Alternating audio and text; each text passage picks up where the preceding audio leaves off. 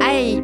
Oula, le feu ça brûle. Ça me fascine. Au bûcher. Ok. Ding dong, c'est la sorcière. N'importe quoi. C'est l'heure de la rôtisserie, il est temps de passer au grill si vous avez été vilain ou vilaine. Ouh là là, j'irai brûler en enfer avec vous aussi vu toutes les flammes que je vais cracher dans cette chronique. Alors je vais parler de quelqu'un qui a été très vilain, Martin. Ah, qui ça, moi? You wish.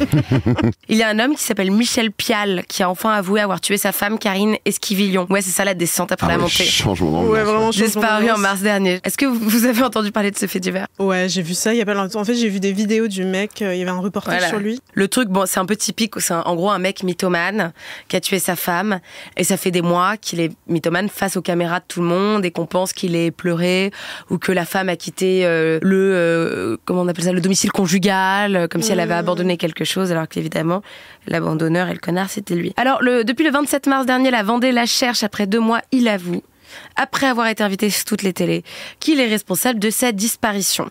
Donc cet homme de 51 ans, mais mérite vraiment un Oscar. Le 20 mai dernier, il est sur BFM TV, et vraiment, cache caméra, il dit elle est partie volontairement. Ça, c'est certain.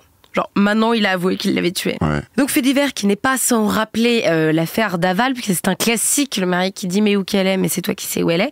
Et en plus, vraiment, c'est terrible parce que quand tu sais le dessous, il est en mode c'est fou, elle a pris des affaires dans différents endroits de la maison sans que je l'entende. Genre, le mec se remémore son Cluedo à la télé nationale. La perversité du gars. Bref, en plus, il continue, il dit alors ça, vraiment lunaire. Genre là, vraiment, même Pierre Nina, il se remet genre, je peux pas faire ce rôle. Il est en mode, je l'ai pas vu prendre ses affaires parce qu'en fait, je cherchais le chat dans le jardin et j'en ai marre parce qu'on me dit qu'être allé chercher le chat, c'est un alibi. C'était bref.